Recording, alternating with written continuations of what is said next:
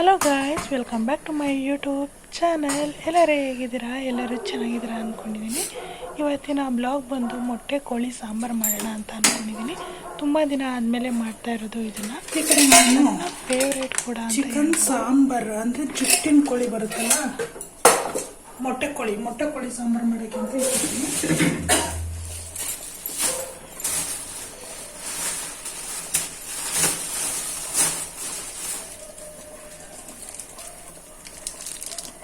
ಇದಂತೂ ನನ್ನ ಫೇವ್ರೇಟ್.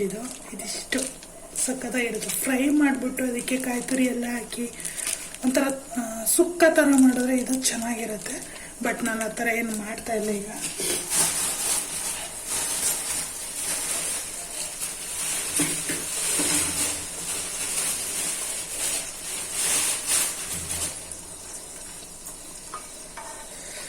ಈಗ ಇದು ಜುಟ್ಟಿನ ಕೋಳಿ ಅಂದರೆ ಮೊಟ್ಟೆ ಕೋಳಿ.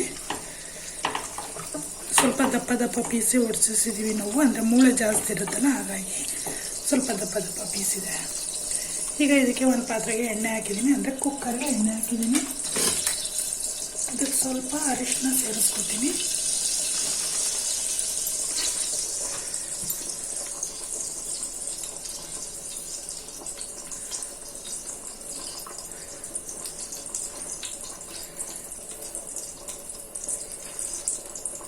ಅರಿಶಿನ ಸೇರಿದ ಸ್ವಲ್ಪ ಎಣ್ಣೆ ಪಾತ್ರೆಗೆ ಹಾಗೆ ಸ್ಪ್ರೆಡ್ ಮಾಡ್ತೀನಿ. ಆಮೇಲೆ ಚಿಕನ್ನ ಸೇರಿಸ್ಕೊಳ್ಳೋದು.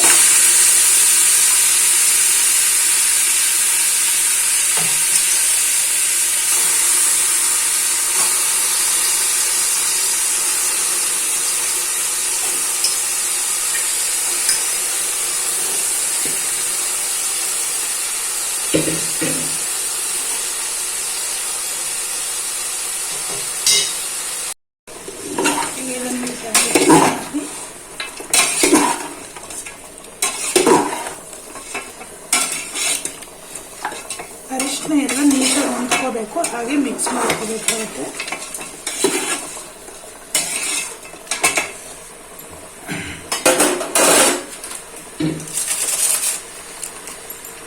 ಇದಕ್ಕೂ ಕೂಡ ನಾನು ಇದನ್ನೊಂದು ಒಂದು ಪ್ಯಾಕೆಟ್ ಸೇರಿಸ್ಕೊತಿದ್ದೀನಿ ಅಷ್ಟೇ.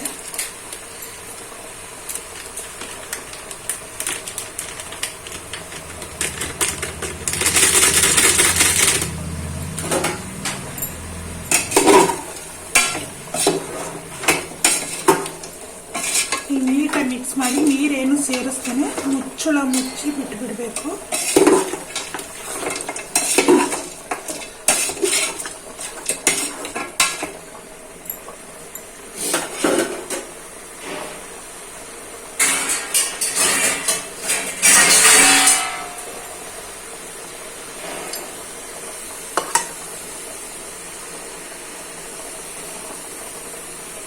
ಲೆಗ್ ಪೀಸ್ ಕೋಳಿ ತುಂಬ ಚೆನ್ನಾಗಿದೆ, ಹಾಗಾಗಿ ಕಾಲು ಕೂಡ ತುಂಬ ಚೆನ್ನಾಗಿ ಬಂದಿದೆ. ನೀಟಾಗಿ ಈಗ ಮಿಕ್ಸ್ ಮಾಡಿದ್ದೀನಿ. ಮುಚ್ಚಿಬಿಡ್ತೀನಿ. ಅದು ನನಗೆ ಕ್ಲೋಸ್ ಮಾಡಿಬಿಡೋದು.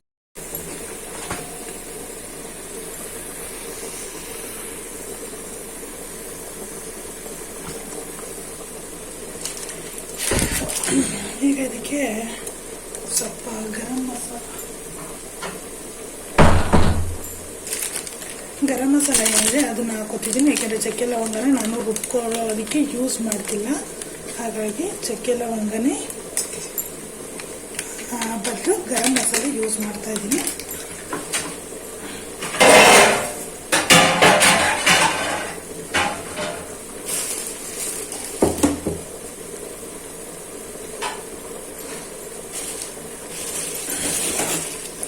ನಾನು ಹೋದ ವಿಡಿಯೋದಲ್ಲೆಲ್ಲ ತೋರಿಸಿದ್ನಲ್ಲ ಚಿಕನ್ ಮಸಾಲ ಪೌಡರ್ ಅಂತ, ಅದನ್ನು ನಾನು ಮನೆಯಲ್ಲೇ ಮಾಡ್ಕೊಂಡಿದ್ದೆ ಅಂತ, ಅದನ್ನು ಇವತ್ತು ನಾನು ಸೇರಿಸ್ಕೊತಿದ್ದೀನಿ. ಒಂದು 4 ರಿಂದ 5 ಸ್ಪೂನು, ಒಂದು 3 ಸ್ಪೂನು ಧನಿಯಾ ಪೌಡರು,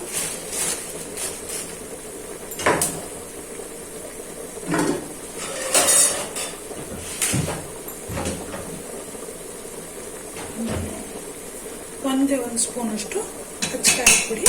ಇಷ್ಟನ್ನು ಸೇರಿಸ್ಕೊಂಡು ನೀಟಾಗಿ ಮಿಕ್ಸ್ ಮಾಡ್ತೀನಿ. ನೋಡಿ, ಇಷ್ಟು ನೀರು ಬಿಟ್ಕೊಂಡಿದೆ ಅದು. ಇಷ್ಟು ನೀರು. ಅದೇ ಮಸಾಲೆಗೆ ಇವಾಗ ಏನು ಧನಿಯಾ ಪುಡಿ ಪೌಡರ್ ಎಲ್ಲ ಹಾಕಿದ್ದೀನಲ್ಲ ಅದೆಲ್ಲ ನೀಟಾಗಿ ಮಿಕ್ಸ್ ಆಗೋಗೆ ಮಿಕ್ಸ್ ಮಾಡ್ಕೊತೀನಿ.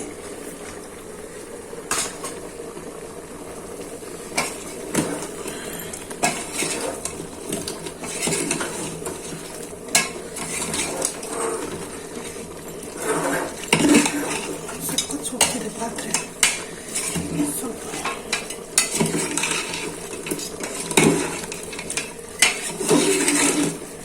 ಈಗ ಇದು ಚೆನ್ನಾಗಿ ಕುಟ್ಕೊಂಡ್ಮೇಲೆ ನಾನು ರುಬ್ಕೊಂಡಿರುವಂಥ ಮಸಾಲೆ ಏನಿದೆ ಅದನ್ನು ನಾನು ಇದಕ್ಕೆ ಸೇರಿಸ್ಕೊತೀನಿ. ಈಗ ಹೀಗೆ ಮುಚ್ಚುತ್ತೀನಿ. ಮತ್ತು ಈ ಕಡೆಗೆ ನಾನು ಜುಟ್ಟಿಂಗ್ ಕೋಳಿಂದು ಅಂದರೆ ಮೊಟ್ಟೆ ಕೋಳಿ ಸಾಂಬಾರು ಹೆಂಗೆ ಮಾಡ್ತೀನಿ ಅಂತ ಹೇಳ್ಬಿಟ್ಟು ತೋರಿಸ್ತಾ ಇರೋದು. 1.5 ಇಂಚು ಶುಂಠಿ ತೊಗೊಂಡಿದ್ದೀನಿ, ಮೆಣಸು ತೊಗೊಂಡಿದ್ದೀನಿ, ಮತ್ತು ಗರಂ ಮಸಾಲೆ ಎಲ್ಲ ಹಾಕಿದ್ದೀನಲ್ಲ ಹಾಗಾಗಿ ನಾನು ಚಕ್ಕೆ ಲವಂಗ ಯೂಸ್ ಮಾಡ್ತಿಲ್ಲ. ಮೆಣಸು, ಒಂದು 4 ಈರುಳ್ಳಿ ತೊಗೊಂಡಿದ್ದೀನಿ, ಸ್ವಲ್ಪ ಬೆಳ್ಳುಳ್ಳಿ ತೊಗೊಂಡಿದ್ದೀನಿ, 1 ಗೆಡ್ಡೆ ಅಷ್ಟು, 3 ಟೊಮೊಟೊ ತೊಗೊಂಡಿದ್ದೀನಿ. ಇದಿಷ್ಟು ಮತ್ತು ಸ್ವಲ್ಪ ಕಾಯಿ ತುರಿ ಹಾಕ್ಕೊಂಡು ರುಬ್ಕೊಳ್ಳೋದಷ್ಟೇ. ಇದಕ್ಕೆ ಇನ್ನೇನು ಸೇರಿಸೋಲ್ಲ ನಾನು. ಧನಿಯಾ ಪುಡಿ ಮತ್ತು ಖಾರದ ಪುಡಿ ಇಲ್ಲ ಆವಾಗಲೇ ಸೇರಿಸಿದ್ದೀನಲ್ವ, ಹಾಗಾಗಿ ಇವಾಗ ಇದಿಷ್ಟನ್ನು ರುಬ್ಕೋತೀನಿ. ಇದಕ್ಕೆ ಸ್ವಲ್ಪ ಕಾಯಿ ತುರಿ ಸೇರಿಸ್ಕೊತೀನಿ, ಹಾಗೆ ಕೊತ್ತಂಬರಿ ಮತ್ತು ಪುದೀನ ಸೇರಿಸ್ಕೊತೀನಿ. ಜಾರ್ ಏನಿದೆ ಜಾರ್ಗೆ ಎಲ್ಲದನ್ನು ಶಿಫ್ಟ್ ಮಾಡಿಕೊಂಡು ಕಾಯಿ ತುರಿನ ಸೇರಿಸ್ಕೊಂಡು ಮತ್ತು ಕೊತ್ತಂಬರಿ ಪುದೀನ ಸೇರಿಸ್ಕೊಂಡು ರುಬ್ಕೊಂಡು ಡೈರೆಕ್ಟ್ ಸಾಂಬಾರಿಗೆ ಸೇರಿಸ್ಕೊಳ್ಳೋದು ಅಷ್ಟೇ. ಈಗ ಇದಕ್ಕೆ ಕಾಯಿ ತುರಿ ಹಾಕ್ಕೊಂಡಿದ್ದೀನಿ. ಕಾಯಿ ತುರಿಗೆ ಈಗ ಕೊತ್ತಂಬರಿ ಮತ್ತು ಪುದೀನ 2 ಇದೆ. ಇದೆರಡನ್ನು ನಾನು ಇದಕ್ಕೆ ಸೇರಿಸ್ಕೊಂಡು 1 ಗ್ಲಾಸ್ ನೀರನ್ನ ಹಾಕ್ಕೊಂಡು ಒಂದು ಅರ್ಧ ಗ್ಲಾಸ್ ಹಾಕೊಂಡ್ರೆ ಸಾಕು. ಹಾಕ್ಕೊಂಡು ನಾನು ರುಬ್ಕೊಂಡು ಬರ್ತೇನೆ. ಮೊಟ್ಟೆ ಕೋಳಿಲಿ ಇಷ್ಟೆಲ್ಲ ಇರುತ್ತೆ. ಇದಂತೂ ನನ್ನ ಫೇವ್ರೇಟು. ಇದನ್ನೆಲ್ಲದನ್ನು ಹುರಿದ್ಬಿಟ್ಟು ಮಾಡೋದ್ರಿಂದ ಒಳ್ಳೆ ಚೆನ್ನಾಗುತ್ತೆ. ಇದನ್ನು ಬಲ್ತಿಲ್ಲ, ಸಿಪ್ಪೆ ಬಂದಿಲ್ಲ, ಹಾಗಾಗಿ ಈ ಥರ ಇರುತ್ತೆ ಚೀಲ.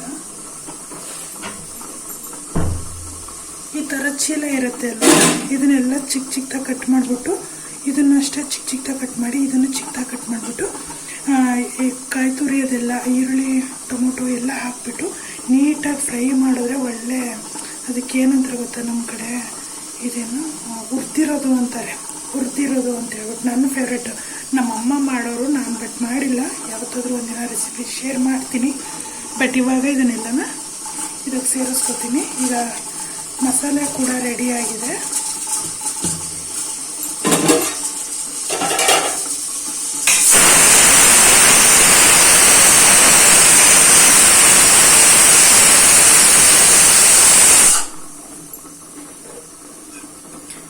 ಈಗ ನೋಡ್ತಿರ್ಬೋದು ಸಾಂಬಾರು ಜುಟ್ಟಿನ ಕೋಳಿಂದ ಸೂಪರ್ ಆಗಿದೆ. ಈಗ ಇದಕ್ಕೆ ರುಬ್ಬಿಟ್ಕೊಂಡಿರೋಂಥ ಮಸಾಲೆ ಏನಿದೆ ಅದನ್ನೆಲ್ಲದನ್ನು ಸೇರಿಸ್ಕೊತಿದ್ದೀನಿ.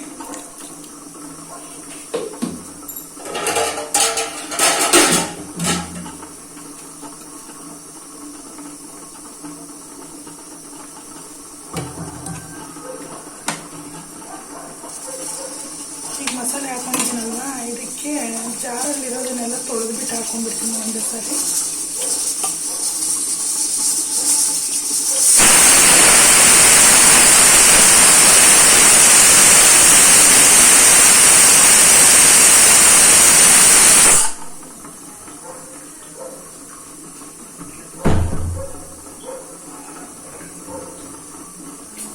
ಸೌಂಡ್ ಕಡಿಮೆ.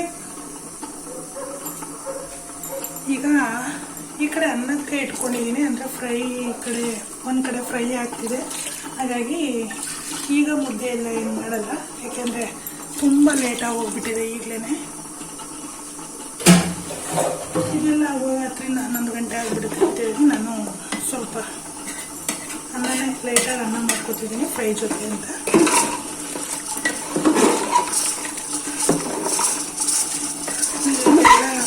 ಚೆನ್ನಾಗಿ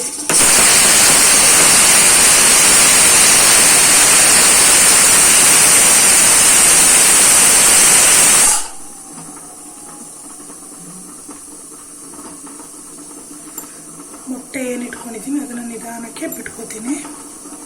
ಅದು ಇನ್ನೂ ಸಿಪ್ಪೆ ಬಲ್ತಿಲ್ವಲ್ಲ, ಹಾಗಾಗಿ ಅದು ಸ್ವಲ್ಪ ನಿಧಾನಕ್ಕೆ ಬಿಡಬೇಕಾಗುತ್ತೆ. ಇದು ಸಿಪ್ಪೆ ಎಲ್ಲ ಇದ್ದರೆ ಅದೇನು ನಿಧಾನಕ್ಕೆ ಅಂದರೆ ಹಾಕ್ಬಿಡ್ಬೋದು ಬೇಗನೆ. ಬಟ್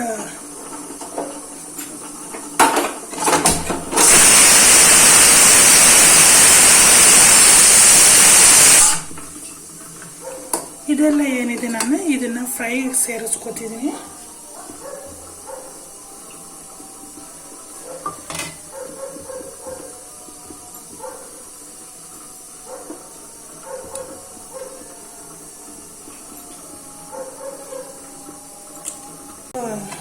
ಇದ್ರದ್ದೆಲ್ಲನೂ ಈಗ ನಿಧಾನಕ್ಕೆ ತಿರುಗಿಸ್ಕೊಂಡ್ಬಿಟ್ಟು ಒಂದು ಸ್ವಲ್ಪ ಹೊತ್ತು ಮುಚ್ಚಿಬಿಟ್ಟು ಬಿಡ್ತೀನಿ.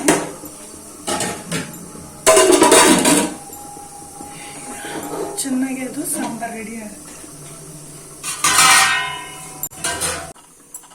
ನಾನಿಲ್ಲಿ ಎಲ್ಲ ರೆಡಿ ಆದಮೇಲೆ ಒಂದು 5 ವಿಷಲ್ ಹೊಡೆಸ್ಕೊಂಡಿದ್ದೀನಿ ಗೈಸ್. 5 ವಿಷಲ್ ಹೊಡೆಸೋದ್ರಿಂದ ತುಂಬ ಸಾಫ್ಟಾಗಿ ತುಂಬ ನೀಟಾಗಿ ಬೆಂದಿರುತ್ತೆ. ಅದು ಸ್ವಲ್ಪ ಮೂಳೆ ಎಲ್ಲ ಜಾಸ್ತಿ ಇರುತ್ತೆ ಅಲ್ವಾ, ಗಟ್ಟಿ ಕೋಳಿ ಅದೊಂಥರ ನಾಟಿ ಕೋಳಿ ಥರ. ಹಾಗಾಗಿ ಒಂದು 5 ವಿಷಲ್ 6 ವಿಷಲ್ ಆ ಥರ ಹೊಡೆಸ್ಕೋಬೇಕಾಗುತ್ತೆ. ಯಾಕೆಂದರೆ ನಾಟಿ ಕೋಳಿನೂ ನಾವು ಅದೇ ಇದರಲ್ಲೇ ಮಾಡ್ಕೊಳ್ಳೋದ್ರಿಂದ ತುಂಬ ಹೊತ್ತು ಬೇಯಿಸ್ಬೇಕಾಗುತ್ತೆ. ಹಾಗಾಗಿ ನಾನು ಒಂದು 5 ವಿಷಲ್ ಹೊಡೆಸ್ಕೊಂಡಿದ್ದೀನಿ. 5 ವಿಷಲ್ ಹೊಡೆಸಿದ ಮೇಲೆ ಈ ಥರ ಬೆಂದಿತ್ತು. ಅದು ತುಂಬ ಚೆನ್ನಾಗಿ ಬೆಂದಿತ್ತು. ನೀವು ಮಾಡಬೇಕಂದ್ರೆ ಒಂದು 5 ವಿಷಲ್ ಹಾಕಿದ್ರೆ ಸಾಕಾಗುತ್ತೆ. ಯಾಕೆಂದರೆ ಕರೆಕ್ಟಾಗಿ ಬೆಂದಿತ್ತು, ಅದೇನೋ ಇದಾಗಿರಲಿಲ್ಲ. ಹೊಸ್ದಾಗಿ ಯಾರಾದರೂ ನನ್ನ ಚಾನಲ್ನ ನೋಡ್ತಿದ್ರೆ ಪ್ಲೀಸ್ ಸಬ್ಸ್ಕ್ರೈಬ್ ಮಾಡ್ಕೊಂಡು ನೋಡಿ, ವಿಡಿಯೋನ ಕೊನೆವರೆಗೂ ನೋಡಿ, ಹೀಗೆ ಸಪೋರ್ಟ್ ಮಾಡಿ ಗಾಯ್ಸ್. ಹಾಗೆ ಹೆಚ್ಚು ಸಬ್ಸ್ಕ್ರೈಬ್ ಮಾಡಿಕೊಂಡು ವಿಡಿಯೋನ ಕೊನೆವರೆಗೂ ನೋಡಿ. ಇವತ್ತಿನ ಸಾಂಬಾರು ಕೂಡ ಮೊಟ್ಟೆ ಕೋಳಿ ಸಾಂಬಾರು ಹೇಗೆ ಅನ್ನಿಸ್ತು ಅಂತ ಹೇಳ್ಬಿಟ್ಟು ಕಮೆಂಟ್ ಬಾಕ್ಸಲ್ಲಿ ಕಮೆಂಟ್ ಮಾಡಿ. ಹಾಗೆ ಸಾಂಬಾರು ಮಾತ್ರ ಸೂಪರಾಗಿ ಬಂದಿತ್ತು. ನಿಮಗೂ ಈ ಬ್ಲಾಗು ಇಷ್ಟ ಆಗಿರುತ್ತೆ ಅಂದ್ಕೊಂಡಿದ್ದೀನಿ.